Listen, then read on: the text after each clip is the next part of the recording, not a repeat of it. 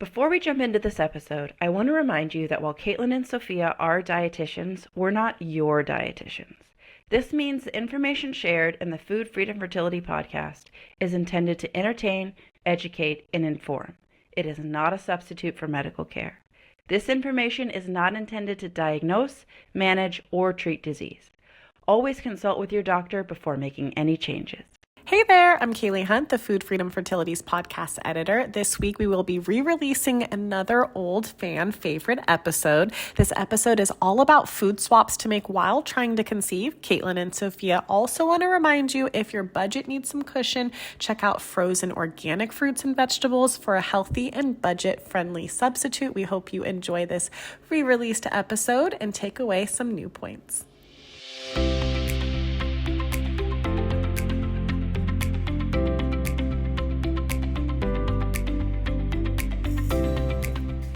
Welcome to another episode of Food Freedom and Fertility. We are your hosts, Sophia and Caitlin Johnson, both fertility specialist dietitians, both friends, both here to help you in your fertility journey and hopefully make it a little more fun.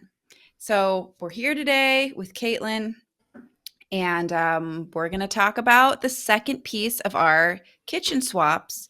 Today is more like grocery swaps. Mm-hmm. So last episode we talked about like the spatula, the pan, the kind of cookware, plates and such that you're using. Today we're talking about what's going in that pan. Mm-hmm. What is that spatula stirring? I feel like that's what we're talking about today. Last week was like bigger investment swaps. And this week is, hey, you could maybe spend an extra $1 on this and be doing your fertility a big favor.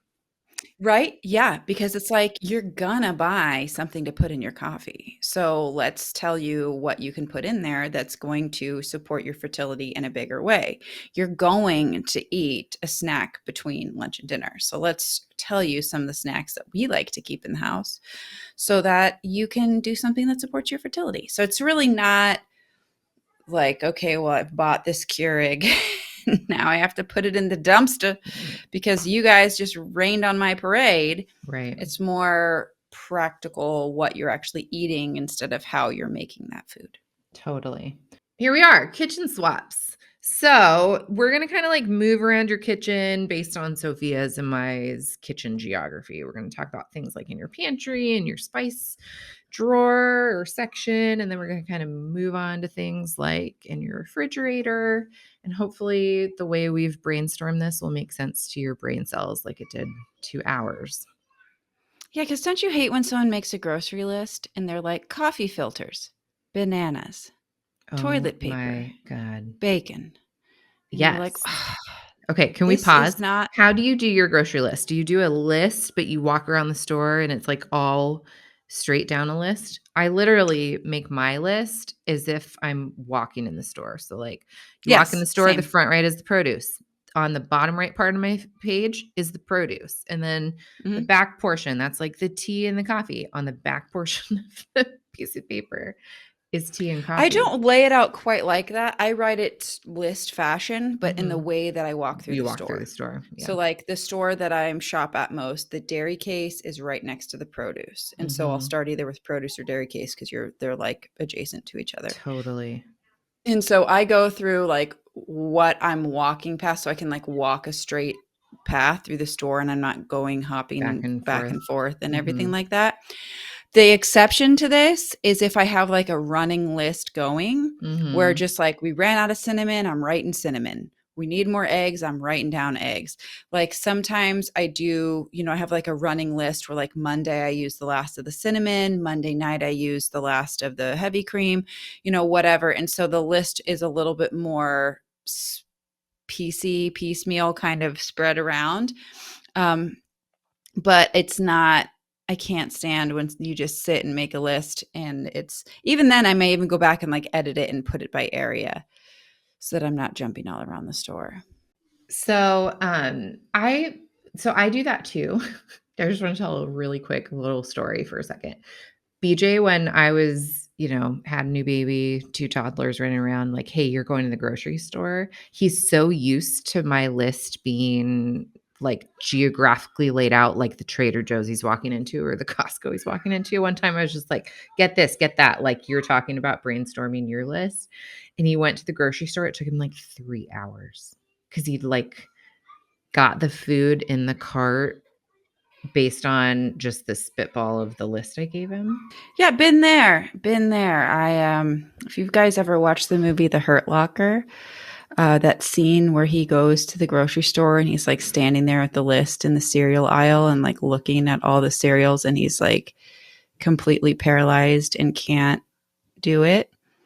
That's pretty much my life. But my husband loves to grocery shop. He loves it. He loves going to the store. He calls it adventure time. He like gets the baby ready. So happy we're going to go to the store. And it is beautiful. And I'm so glad that he loves to do that. And he sees it as like such a fun experience. But at the same time, it's challenging because he is not that fast with like making decisions. And like when I buy eggs, right, I like open it up. Any broken? Anything rotten in here? Is the case falling apart? Like they all are looking pretty good? Sweet. Pop it in the cart and roll, because a toddler's span of sitting in the cart isn't that long. And she's going to start to want to get out and touch things and yell. And I'm like, I don't want to do that. So I'm sort of like, let's get our stuff in groove. And Louis is like inspecting for the chance there might be a double yolk.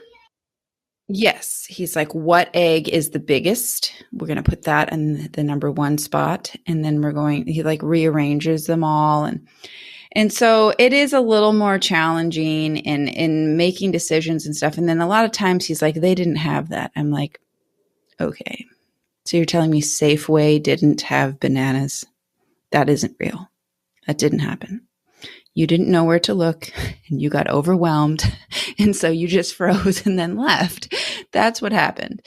But you can't tell me that like this, send him to, and he does better at the stores that he goes to a lot. But if I send him to like a different store, like, hey, go to Target because we need like this kind of diapers and this kind of wipes. And also when you're there, pick up a birthday card. Somehow he went to Target and Rite Aid and said, neither of these places sell birthday cards. And I was like, that's not real. He also told me they don't have thermometers at these stores either. Oh my God. And I was like, no. Okay. So the moral of the story is stick to whatever is fast and efficient and works for you. And don't expect your husbands to be able to think like you think. To be able to. It's like, I think it's like their disability. Like they can't do it. Like someone who is disabled, like, you know, can't walk, they can't do it. And so it's like, okay, you got to set you up for success. I'm going to send you to the store that you've been to 100 times, that you know where things are, with a list of things that you've all bought before. Because if I'm like, hey, get okra pickles, you're going to be like, short circuit, can't do it, can't get anything on the list now. So frustrated, coming home pissed, whole day ruined. And so I'm like, okay, we can't do that. I can't even tell you how much I relate to this, but our listeners may not care. So let's move on. Fun news, like headline worthy, the Environmental Working Group came out with the 2022 list of dirty dozen and clean 15.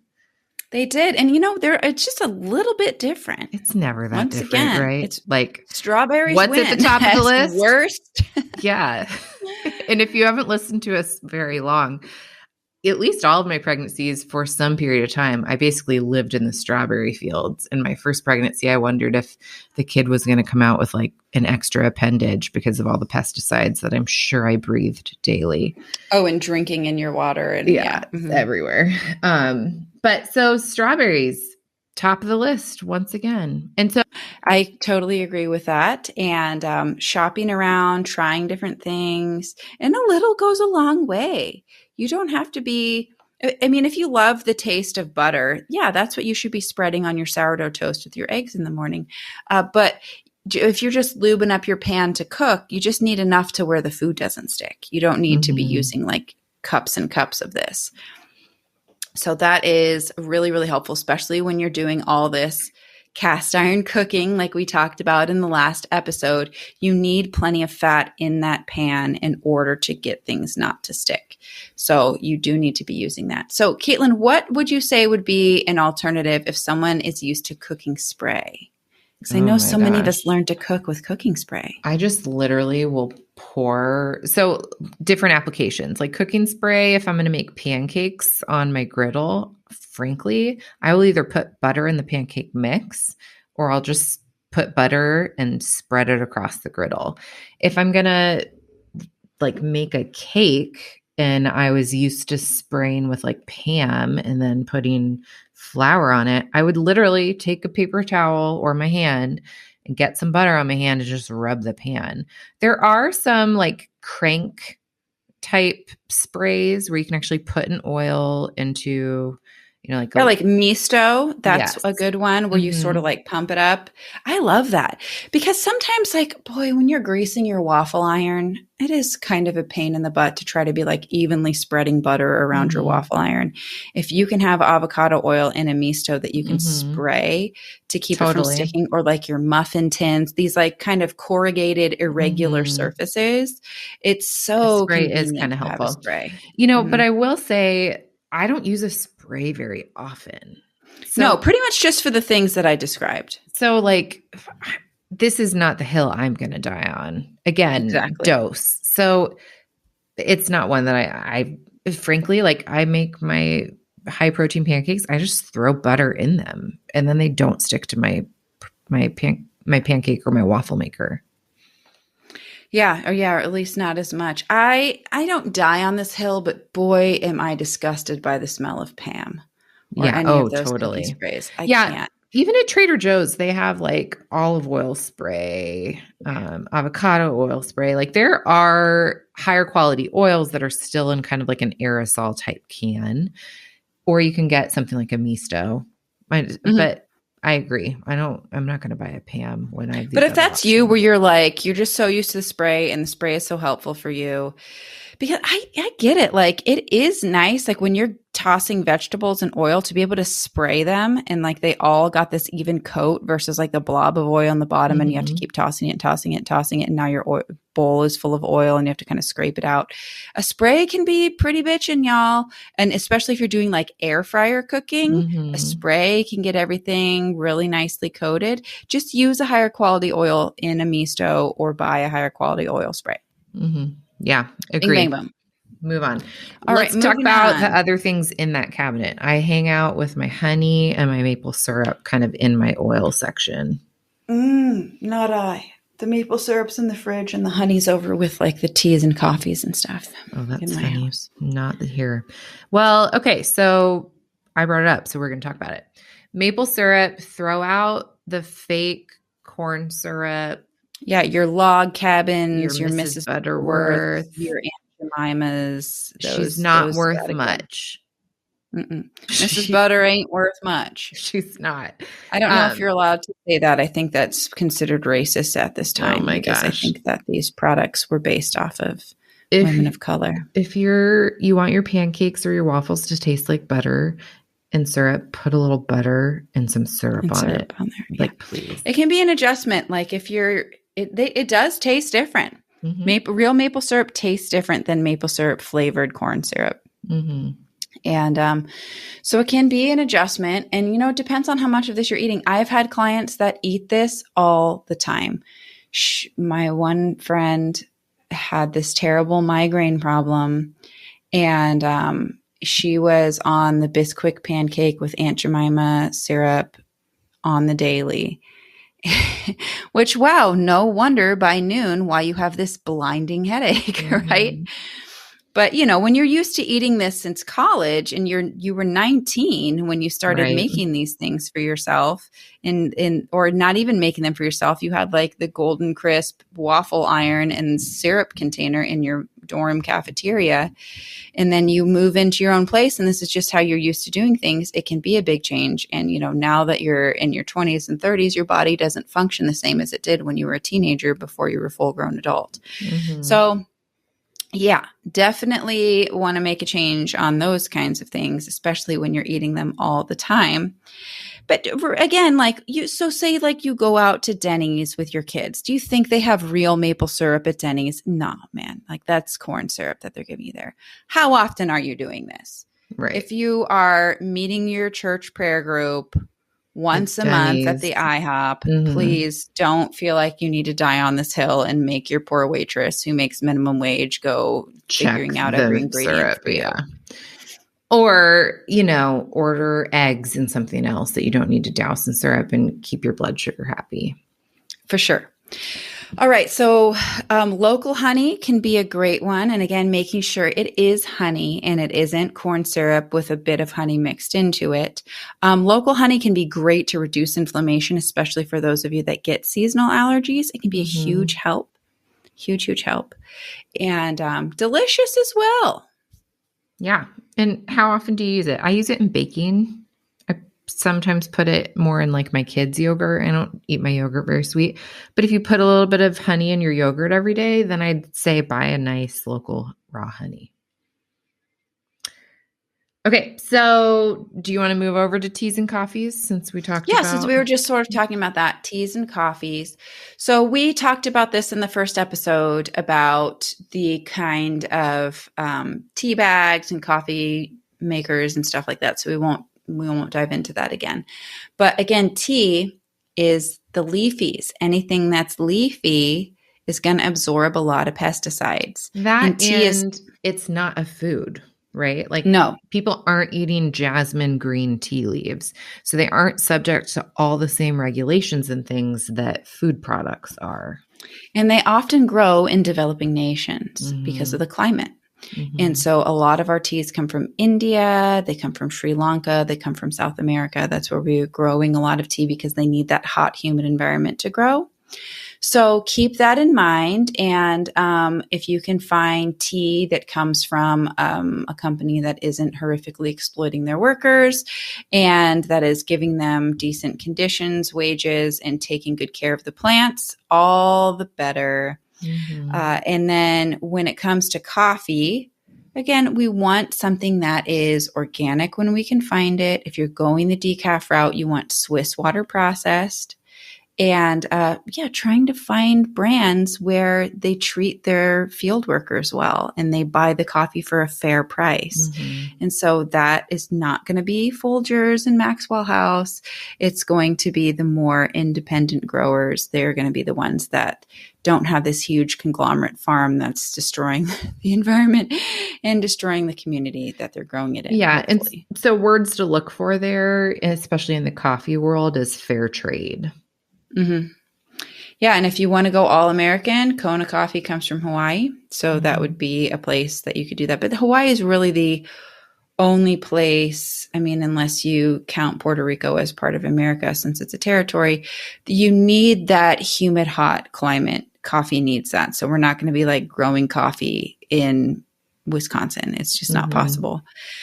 So keep that in mind. And this is a special note for those sisters who are allergic to mold, as I am one of them. Coffee, the way that the coffee bean looks, like if you look at that coffee bean, it's sort of like split open with a crack in the middle. That little split, that crack in the middle, while the coffee bean is growing, can house mold. And even though it's gone through a roasting process and everything like that, the spores are still there sometimes. So if you are someone who is dealing with chronic inflammation and you know you're mold sensitive, coffee might be a source that you didn't realize. The other sources are cashews and peanuts.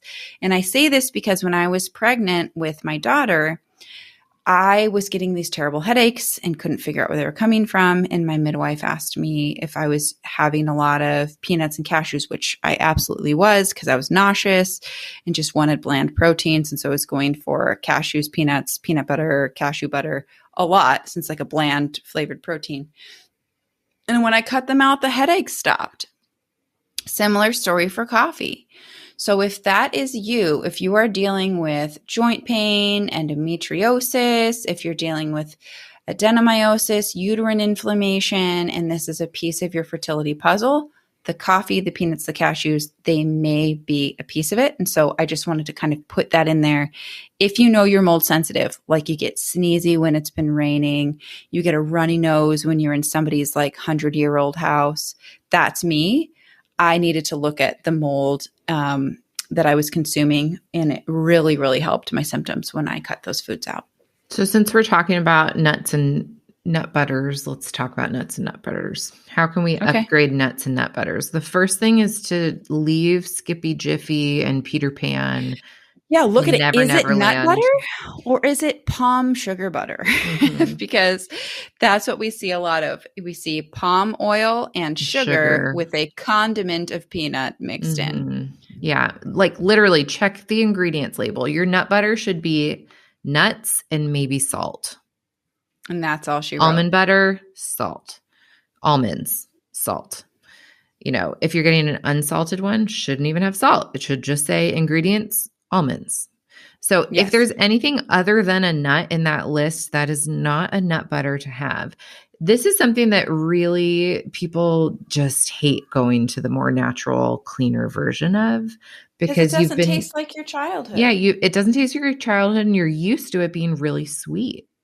And nuts and really easily spreadable, where there's no stirring required and there's no separation. Just take the time to transition. It's okay on the other side. I grew up on Jiffy peanut butter and Mrs. Butterworth's syrup, and I'm very happy living without those in my pantry right now, and I eat those things all the time still. So you can transition, you can retrain your taste buds. Just takes a little time and kind of curiosity and being open to trying something different. Absolutely. Very, very possible, very, very doable, something that a switch that you can make, because the palm oil, again, it's like that processed seed oil and it's not good for you. Pro-inflammatory for sure. And we're always talking about like, put some nut butter with it, have some nuts with it like that. How many times have you heard Caitlin and I say that to you? So we are expecting that you're eating quite a bit of this. And so this is a good place to make the swap. Nuts and seeds. You can even do like sunflower seed butter. And then, yes, how can you eat nuts and seeds and think that they taste sweet? You have to add things to them. Your peanut butter shouldn't taste sweet. If you want a peanut butter and jelly sandwich, go get that organic strawberry jam we talked about. That's how you make your peanut butter sweet. You don't make it sweet with its own self. If you're going to buy a trail mix, we already talked about some reasons that you might want to consider organic, or you could make your own. Buy organic almonds. Buy nice dark chocolate chips. Buy organic raisins. Mix it together. And one benefit there is that you can really control the sweet factor and just the crap factor. Like, also, I eat cashews. They make my mouth itch. I can make my own trail mix at home and kind of adjust it to what makes me feel good, doesn't hurt me, and tastes good. Yeah. There you go. And you don't have to do that. You can find brands. There's so many different things out there that have what you're looking for, but you can also control it a little bit by making it at home or buying the all nut and seed trail mix and then adding in your own chocolate chips or adding in your own raisins or whatever, so that you are still getting the sweet taste that you love without having it be like 80% chocolate. My sister was feeding her kids trail mix for a long time. It was like the car snack. And she'd be like, they were like, we're hungry. And she'd be like, here, and like hand them this bag of trail mix. And she looked at it recently and it was just like they'd eaten every raisin and chocolate chip out of it. Yeah. And so they're like, we don't like this. And she's like, you don't like this. You eat this all the time. And then she looks at it and she's like, you stinkers. Yeah, that's my husband. Yep. Okay. Well, other pantry items. While we're in the pantry, let's talk about noodles, dry goods, canned goods. So when it comes to your dry grains, so your like pastas, rice, things like that, going a little higher protein if you can on your pasta can be a great option. So that like, I love these chickpea pastas that have come out, like Bonza is one of the brands. They even make like seaweed pastas now where there's seaweed mixed right in. So you're getting all of those minerals as well. And, you know, if you're a pasta purist, I respect you. And I think that there is absolutely a time and a place for getting the real deal and eating the real deal. Amen, sister. But if we are talking about how to sort of beef up your weekly spaghetti dinner, something that you're eating really consistently, that's where we want to start using these higher protein pastas that can really help control blood sugar, keep your fertility hormones on track while still eating your tried and true faves, your spaghetti and meatball dinner with the higher protein pasta versus going for the all semolina flour pasta. There's a time and a place for that, okay? 100%. If you are making your grandma's special gnocchi or your aunt's lasagna or whatever it is, the fettuccine Alfredo recipe, and you want to go for the real deal because this is like time to be authentic and honor your family and it's a culturally significant meal. I am Italian. I'm married an Italian. We 100% do this at times. But when we're just doing our regular weekly spaghetti and meatball dinner, we go for the higher protein pasta because we love spaghetti and meatballs and we want to eat it every week. And so we go for something more fertility friendly. I'm not Italian and I still like those Italian things. It's like, who doesn't? So good. I love Italian food. Yeah, I agree with that 1000%. I think that a lot of people move to these too because they're like, oh, they're gluten-free and I need to eat gluten-free pasta. That's not necessarily true for most people. You don't actually have to be eating gluten-free unless you have a really good reason, like you're celiac or you've tried everything else and this one thing really helps your joint pain. Or so go for these other options, not because they're gluten-free, but because you're really paying attention to your protein and your carb ratios and you're working on balanced blood sugar.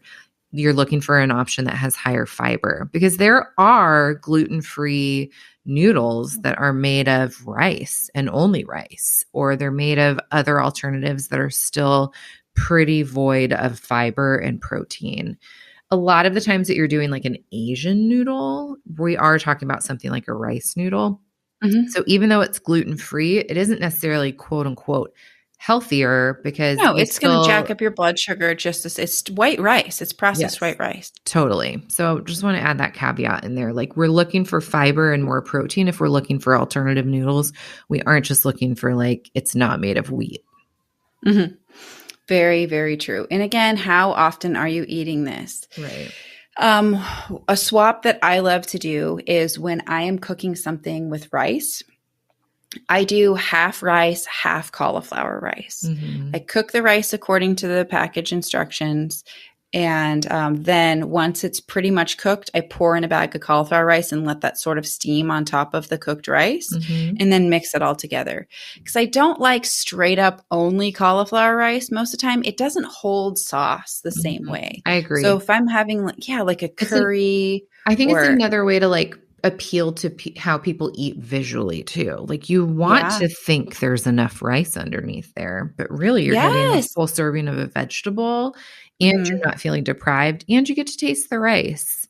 A cruciferous vegetable at that. Right. So it's pretty awesome. Yeah. So that is a great swap for you to start, especially if you love white rice, but don't really like brown rice. Make the white rice and start with maybe a quarter of a quarter of it being cauliflower rice. And honestly, like let's be real here. If you're eating a lot of rice, brown rice versus white rice isn't going to matter that much. If you're eating a lot of bread, whole grain bread versus white bread isn't going to be the big difference maker. The difference maker is going to be stop eating a sandwich for lunch every day, a piece of toast at breakfast with butter on it, and spaghetti and dinner rolls. Like we need to not fight against white and brown fiber and no fiber. We need to add. We have more enough vegetables. Problems, white versus brown in our country. We need to not bring it into the kitchen. Yeah, like the problem is it's not brown rice. The problem is you don't eat vegetables. The problem is there's not enough protein on your plate. Like let's deal with the bigger issue than retraining your palate to like brown rice. Yep. Very, very true. And it all depends on the amount that you're eating because rice should not be the feature of your meal. And I know for most of the people on planet Earth, rice is the main feature of their meal. Because it's cheap. because it's cheap, it's abundant, and it's a very rich carbon energy source. And if you are one of these people who works in the tea field in India, that big bowl of rice is going to let you dig in the tea fields from sunrise to sunset.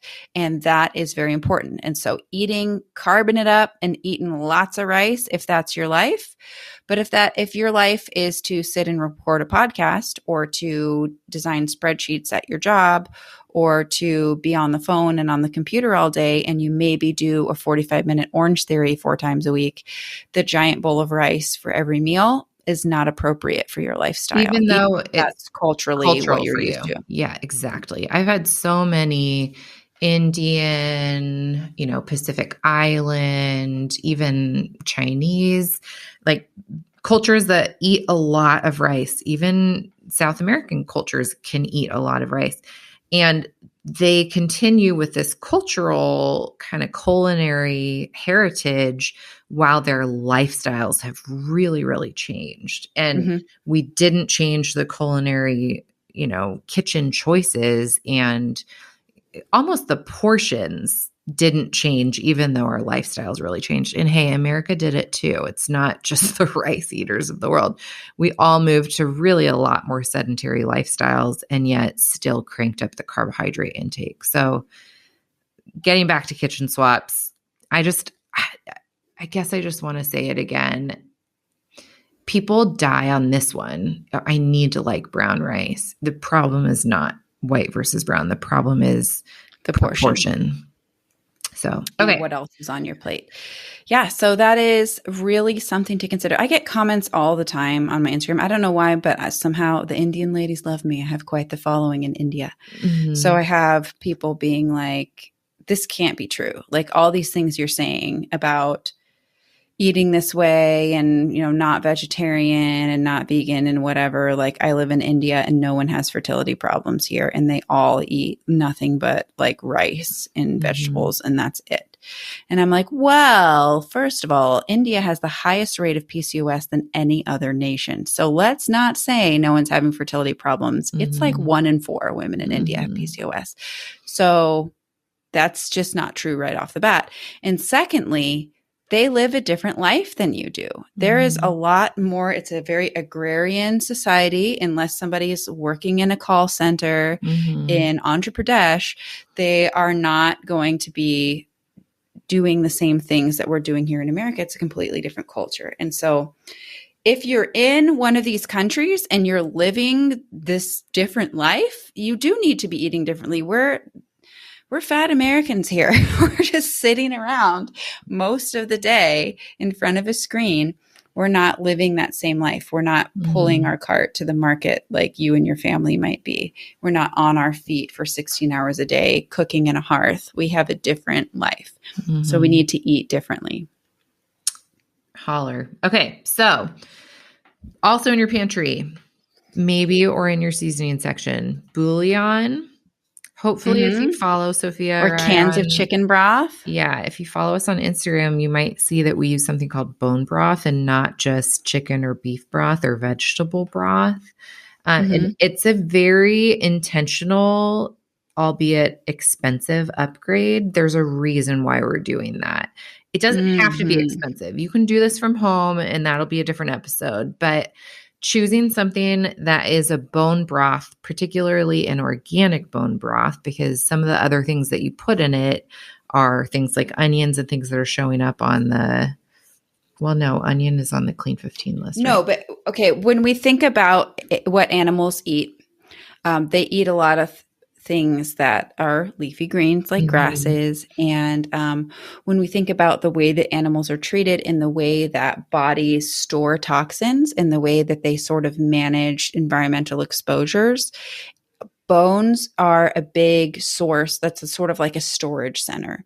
So if you were to look at the bones of an animal that was eating GMO grains, that was getting worm medicine, that were getting antibiotics or other antiparasitics and stuff like that in their food, eating a lot of heavy metals, toxic substances, the bone is where the animal's trying to survive. And so the bone stores a lot of those toxins. And when you make broth out of the bone, what are you drinking? Right. So that's why we say grass-fed if you're doing beef. You want like heritage raised if you're doing pork. You want pasture raised if you're doing chicken. You want wild caught if you're doing fish broth. Like depending on the animal that you're eating, you want it to be sort of in a more holistic, natural environment, having minimal amounts of those medications. And those medications really aren't as needed when the animal is healthy and living a healthy life. Right. Mm-hmm.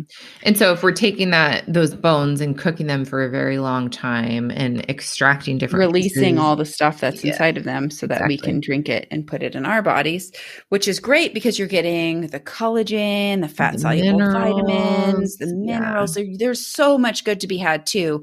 But it's sort of like Fern Gully with that hexus tree. Oh my gosh. You know how that like dark spirit was trapped inside the tree, and then when you slice it open, the ghost comes out, or whatever that thing was, that like black smoke. That is sort of like the bones of the animal. Their bodies hide the darkness in the hexus tree in their bones. And we refer you back to like episode 40. How many times have I talked about this hexus tree? Man. Listen, people of reproductive age watched Fern Gully. Some of them did. 14-year-olds don't know about Fern Gully, but the 33-year-olds, they know about Fern Gully. I do this all the time where I'm like, okay, tell me your date of birth while I help you order these labs. And I'm like, whoa, you were born in like 2001 and you're trying to get pregnant. And I'm like, 2001, you must be like 4 years old. And I'm like, oh my gosh. You're like, oh my God. When did I get old? I'm helping a child who's being abused. I need to call the services. When did I get right? old? I feel the same way when someone's like, June 14th, 1994. I'm like, 1994, which is like actually not really even that far away from when I was born. No, but mine still is the 80s, like very end of the 80s, but still the 80s. And so I feel like, oh no, 90s. Why are you trying to have a baby? Okay, back to where and what type of bone broth do you buy when you don't make your own? I'm a Kettle and Fire girl. Not buy. I go with Kettle and Fire. I like the taste. It's really easy. It comes in a carton. And so that's a good one. Epic is another good brand. I like Kettle and Fire's flavors if I'm drinking it too. Like they do a good job, I think, of making it kind of drinkable, and they're fun to cook your rice in. Like their coconut one. Delicious. Yes. Or even if you don't even want that bold of a flavor, if you're just cooking, anytime you're cooking rice, quinoa, any grain that the liquid, any grain that's going to absorb the liquid, and you're going for a savory flavor. So maybe not like your oats, but anytime you're doing, even if you're making like something from dried corn and you're going to be cooking the dried corn, cook it in bone broth because it absorbs the broth, and then you're getting all of that collagen, all of that protein. And it's like an insane amount of protein. Yeah. Like 1 cup of bone broth has like 10 grams of protein. It's amazing. So you can be really beefing up your meal. So like, let's say you want chicken noodle soup and you want those egg noodles or those big flat noodles that are sort of like what they made at Soup Plantation back when that was open. If that's what you are looking to eat, if you use bone broth, you're automatically greatly increasing the amount of protein in that meal. For sure. So Kettle and Fire tastes great, good ingredients, done in a good process, kind of expensive. I feel like their prices are, when I compare it to like Epic broth, it's less expensive. It is less expensive. I think even maybe like Pacific makes a cheaper one. You know where the cheapest one I found is? Trader Joe's. The one you made in your own house? Oh. No, if I'm going to buy one. Trader Joe's has beef bone broth, chicken bone broth. They're organic. They're the same size as the Kettle and Fire containers. And during kind of fall, winter, they also will have a turkey one. So you can stock up on that one. And it's like, we're talking like $2.99 a box versus $8.99 or $10 a box. Nice. That's pretty great. That's a big, big difference. Mm-hmm. All right, so that's that part of the pantry. So snacks, you want to talk about snacks? Well, let's move up a little bit before we hit snacks. At least in my house, we've got canned goods on the shelf before we hit to snacks. So canned and jarred goods. Canned goods can be a freaking lifesaver for me, okay? Because I buy things that needed to be cooked a long time ago if I was going to use them for that application. Like, there is a big difference in making your chili with crushed tomatoes versus fresh tomatoes. Okay. That is going to be a huge difference in flavor. And so I buy cans or boxes or what have you of tomatoes. So when you are buying tomatoes, beans, tomato paste, artichoke hearts, whatever it is that you've got in your olives, like all the stuff that you have in your pantry, you want to look at what are these cans lined with? What are these cans made out of? Because there are a lot of nasty bisphenol plastics out there. And so you want to make sure that it's a bisphenol free can, not just BPA. Yes. But bisphenols in general. And I think some of them, the lining ends up being a little more expensive, and maybe it can't sit until 2045 and needs to be used up a little more quickly because it doesn't have this like indestructible plastic barrier like BPA would have. But you can find canned goods that are in a less toxic can. And that can be so helpful because let me tell you, if you're looking to get a little more protein and fiber in a meal, a can of garbanzos, if you're making taco meat, a can of black beans in with the beef, not only are you making this beef stretch more and it's going to be a lot less expensive, but you now have natural inositols. You have so much more fiber. You have slow burning carbs. It is a very great thing. And beans, sure. I mean, if you're going to make them from scratch, but gosh, what a process. Yeah. You're like the sourdough bread of the vegetable world. Totally. You have to plan days ahead. Well, unless you do it in an Instapot. Like so it's good even to then soak hours. Your beans. Not really. If you don't soak your beans, it can take a lot longer. You can pour boiling water over your black beans, let them sit for an hour, rinse that, put more boiling water and put it in your Instapot, and you can make it in 2 hours. But beans take a really long time. Yeah. You're not going to do that for taco night. But like in my family, we love Cuban food. So I might make Cuban rice and beans, some sort of pork, and make like a Cuban dinner. That's when I might plan ahead and actually cook bulk beans. But like we're going to have tacos. For something to shake on your salad. Yeah. Or you got home late and it's already 5:15 and your family is looking at you like, where's the beef? That's where the canned beans can come in handy. And looking for and if you can find free or glass container. Glass jars. Yep, that's another really great one is glass jars. That's a great one, especially for tomato products, or finding boxed products that aren't lined with bisphenol liner either. That can be really helpful for tomatoes, like Palm brand. I use them a lot. So you can find things to keep in your pantry because these things are the difference between a drive-through window and a healthy dinner at home a lot of times for me. They really are. I can put the organic Rosarito refried beans together, chicken and a jar of salsa into the Instant Pot for 35 minutes and warm that all up together. And what do you know? I could put together a taco salad with some sprinkled cheese, some sliced olives, and there's dinner. Right. In a snap. And it's ready in a half hour and it's all these great things. So dinner in a snap. What about like the hamburger helper? The rice-a-ronis of the world. Yeah. Like 80s kids, what mom fed us if our moms went back to work probably. Yeah. Yeah. That's so true. My mom didn't work outside the home and we still ate those things quite a bit. Yeah. Well, it's when I was pregnant. Because it was lower fat. I wanted these things. I wanted my childhood foods when I was nauseous pregnant. I was like, we have to get the hamburger helper lasagna and we need the garlic and herb rice-a-roni. Like had to get these exact things. So what I ended up doing, listeners, is I just, in good conscience, couldn't be eating these things regularly while trying to grow a baby. Okay. I was like, my baby doesn't need texturized vegetable protein and MSG. sure, I'm going to eat these things sometimes. Like I'm going to eat a Costco hot dog here and there, but I don't need to be like doing this as often as I want to be eating this.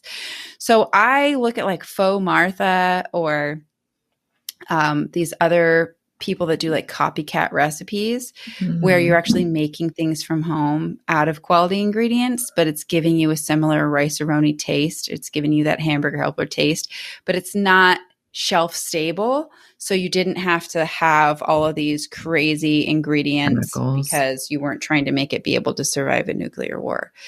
So how often are you eating these things? How much do you love them?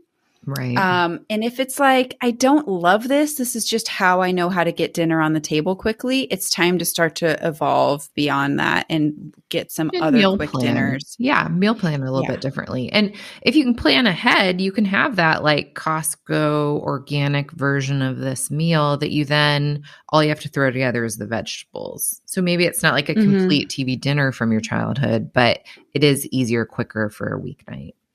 So the other thing that's going to be hanging out in a lot of people's pantries are snacky foods, cereals, and flours. Oh, flours, like wheat flour. I'm like, flours? No, not like who's put flours on in my kitchen table. No, like wheat flour, cake flour, yeah, wheat flour, bread flour, cake flour, whole wheat flour. Yeah. So, are you a baker? When it comes to baking, do you make cookies every day? Yeah. You know, it's time to start looking into things like garbanzo bean flour, cassava flour, almond flour, these higher protein, coconut higher flour. Fiber flours. When you're making your breakfast muffins that you're going to be eating throughout the week. Now, I know it's absolutely not the same, and you're not going to make a cheesecake out of almond flour that's going to be the same. You're not going to make grandma's chocolate chip cookie recipe and just sub almond flour for all purpose and have it be the same. Right. Not going to happen. Not in a million years. Will not work. It'll be so frustrating. So pick your battles with this and think about what you're doing. If you are making a zucchini muffin for you to be eating on the go all week long, that's where you want to go with the higher fiber, higher protein flour. If you are making a dessert that's according to this special recipe and something special, like I'm planning to make a cinnamon raisin bread today. I am going to be, I've never made it before. I'm brand new to sourdough. So I'm going to be following the recipe and using these traditional flours. And just like Caitlin, she put on her Instagram that she made cinnamon swirl bread with her daughters. So she ate some damn cinnamon swirl bread and she made it good. She made it with real flour. But she didn't have 3 slices with a sugar latte for breakfast. She had a slice with grass-fed butter next to her scrambled eggs and her sliced bell pepper so that she had some good blood sugar balancing. And she felt good throughout the day because Caitlin, again, she's a migraine sufferer. And if she was to eat too much bread, I would. She also has PCOS. Yeah, do that with 3 kids. A nap, or worse, or to lay with a cold washcloth on your eyes the rest of the day and be useless as a business owner, dietitian, and mom because you have a splitting headache. Well, the other thing that I do a lot is make muffins for a quick on-the-go breakfast for my kids, something that I can eat. And I am the queen of like making over a recipe to be higher fiber, higher protein. So like regularly, I grind oats into flour and I don't use any wheat flour. I grab some almond flour or coconut flour. I add extra eggs. I add collagen peptides. Sometimes I'll even add another protein powder into it. I'll add a cup of whole milk yogurt, so I'm like playing with recipes. Most of the time they're pretty good. My kids would probably go to Starbucks and get a blueberry muffin and be like, this is not a muffin. Because my muffins at home are different. They're denser. They're higher in protein. They have more fiber. They're much less sugar. So they're going to go to Starbucks and go, this is cake. This is blueberry cake. This is a birthday cake. Yeah. I haven't had this since my cousin's birthday. That's what that's going to taste like to them. But you know what? You can train your palate. My muffins are really good. And they're a little bit denser. Caitlin does it up. She shows up. She turns it up when it comes to the recipes, the PCOS friendly baked goods. She truly does. Because we have to also understand this is still a baked good. So this can't be 4 of these for your lunch and be like, oh, but it's a PCOS friendly recipe. Sister. Right. Yeah. Like I had one of those muffins with 2 eggs and still some cut up fresh vegetables this morning. I had half a cucumber and half of a bell pepper. So, it's like you still have to find balance, but it takes tinkering with things. It's, you get better at it, but having those other flours in your pantry can be helpful. Let's move on because people are like, we are long into this episode. Yeah, we are going so long and we haven't even gotten to cereals or the fridge, guys. Oh my God, we're going on too long. All right. So what do you do if you love cereal? Grain-free granola, guys. Lily Nichols has a brilliant recipe in her Real Food for Pregnancy book. Absolutely love it. Caitlin has a beautiful recipe that she's shared on her Instagram many times. Beware of some of the things you find in the store because they will be using 3 to 4 times the amount of syrup. Oats, syrup. Yeah. All the things that are going to puffed corn, like other things that really don't actually need to be in granola. Yes. For our listeners across the pond that might do like muesli with a lot of dried fruit and just basically raw oats is still going to spike your blood sugar. So just remember balance, look for protein. Half muesli, half sliced almonds. Yes, exactly. Just try and increase that seed and nut option in whatever kind of granola cereal bar, those kinds of things. Yes, what do you think? Very, very true. Proposing here. What if we turn this into like an A and B episode? What if we talk about refrigerators and snacks another time so that we're actually giving quality info and not just blasting through blowing through it? You got it. We will do that because Caitlin and I are also BFFs and we love to talk about food. And so you're not just getting our advice, you're getting so much of our lives and so many stories. Because this is what we like. I mean, have you ever talked to somebody who really likes Star Wars and they just freaking go on and you're like, dude, all I was wondering was who Kylo Ren's grandfather was. Okay. I did not need a lesson on Imperial theory. Have you ever talked to somebody who just entered the world of Harry Potter?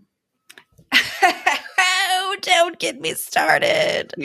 I will go off higher than a hippogriff. You don't even know. Hey, okay. So I'm still having nanny issues, but this is going to be my girl. We're transitioning. We're transitioning to girl. She's mentioned Harry Potter. Our brains are now in the wizarding world. So I've still nanny woes, have the perfect nanny. She can't start for a while. Is she really going to start? Not even really sure anymore. But in the meantime, my new best friend out here has a 17-year-old daughter, and I love her. You have other friends. In any way. She's like theater nerd. And I was like, so what are you going to be in next year? She's a senior. And she's like, oh, we're doing a show called The Puffs. I think that's what it's called. And I was like, The Puffs, like powder puff? Or like, what are we talking about? She's like, it is the Harry Potter story told through the Hufflepuff, perspective, and it's a comedy. Wow. And I was like, oh, I've not even heard about this, and I will be in the front row. This is about to be the next Jersey Boys. We're going to see this on Broadway in 5 years. For sure. It sounds really fun. I know nothing else about it, but the win there is that I'm not holding a baby while we're recording this podcasting episode because lovely Kinsley is watching my children upstairs. Wow. Oh my gosh. I want to be a puff. I want to be in that show. Yeah, what house would you be in? I'm a Gryffindor. Are you? Or a Ravenclaw, depending on which clues I take. That's what it says. Okay. Yeah, I guess I'm brave. So I end up brave. Yeah. I'm brave, and I'm especially brave for the people that I love, and I'm willing to do something hard, something scary, something dangerous to the people that I love. So I think that's what really lives in my heart in stressful moments is the Gryffindor. I swear, we lost a whole listenership because we talk about Harry Potter. I'm you don't like sure Harry of it. Potter. You don't like this podcast. No, it's our Christian listenership. They're like, Christian they say listener. that they're Christian, but Harry they Potter read Harry is Potter. It's a Christ-like story. It is about having the good and evil in your heart and choosing what is right. It is exactly the same sort of things that Jesus went through. It's the same thing that all Christians go through on their walk. They're like gone right now. They're like, I'm out. And you talk about IVF. Done. Yep. We're out. Sorry. Here we are. And we're not going to stop talking about these two things. And I love Harry Potter. And you know what? I like Game of Thrones too. And you know what? I also really love Francine Rivers books. And I'm reading one right now. I don't even know who that is. I also really like the Lord of the Rings. Caitlin, Francine Rivers is a beautiful storyteller. She tells sort of like Bible-esque Christian sort of stories, but it's sort of like for almost like a teen audience. So it's Harry Potter-ish in the way that like you can listen to it while you're like giving your kids a bath and stuff, and you don't have to be like, wait, what was the name of that character? What village were they from? How will I ever keep track of this storyline? It's easy enough to follow, and the stories are so beautiful and they're just so heroic, and they sort of paint the story of Christ without overtly being about Jesus. They are, and it is a pure vacation from life. It's like you get to just escape from your world and go into Francine Rivers' world, where you're in the town of paradise and you are with. That's the Redeeming Love is the first one that I read. Okay. With the Mark of the Lion series. Oh. Okay. Well, funny. Or anyway, yeah, girl, tell me. Funny Star Wars tidbit. Help me. My husband's like the nerd of nerds with Star Wars. And so my daughter has some Star Wars underwear, and there's like this animal, kind of looks like a bird or a penguin or something. She looks at me yesterday. My husband's been out of town for like a week and a half. And she's like, what animal is this on my underwear? And I looked at it and I was like, I don't know. It's like a Star Wars reference. You need to ask your dad. She's like, I did ask Dad and he didn't know. And I was like, well, if Dad doesn't know, nobody knows. I live with a major Star Wars nerd. Okay, I'll take a picture and you ask Louie. What about this is so attractive to us, these Star Wars nerds? I don't know. But truly, like, my husband's in that same vein where like I'm winding down at night, like listening to a true crime podcast or reading my Francine Rivers book or whatever. I look over at him and he's in like the fan fiction canon lore about the origins of Boba Fett's lineage and stuff like that. Boba Fett. Things that do not hold my interest whatsoever. Okay. Yeah, girl. Yeah! That's her yeah, girl. Yeah. Her yeah, girl. She still has fingers today. Oh, yeah. She got them. But thankfully, it's like it was the sort of like silicone / rubber thing that like because it's like a glass shower door and glass on tile, it doesn't make a seal, so there's like a little piece that's where it got stuck, but she just needed some help getting out of there. What's my yeah girl today? Oy, oy, oy. Oh, you know what, my course completely filled up. Amazing. Sold out. Awesome. I am so happy, and yay. That's what my daughter has to say. She's happy for me too. No, tell us your popularity one. Your Instagram. So this weekend that just happened, I went to my physical therapist. I have this really wonderful physical therapist who's about to move to Florida, which is so sad. But I've seen her for every single injury that I have had over the past 4 years of my life. She is wonderful. And I've just been dealing with this shoulder pain that's, I guess, now we just have to sort of accept as one of those things that you just sort of have to live with until it goes away. Just try not to aggravate it. And so I was going and seeing her for this shoulder pain, and her office is connected to a CrossFit gym to where they share a bathroom. So you have to sort of walk through the CrossFit gym to get to the bathroom. And I walk through and there's like a class going on it's a CrossFit L1, which is like you can be a CrossFit trainer once you've taken this class. So I'm walking through and they're going through all their movements and how to coach people on them and stuff, and come back out into my appointment and go along my merry way, and then get in my DMs later that day. And one of the girls that was in the course was like, okay, this is going going to sound so crazy, but I swear I saw you at CrossFit 619 today. Was that you? If not, it was your twin. And I was like, that was me.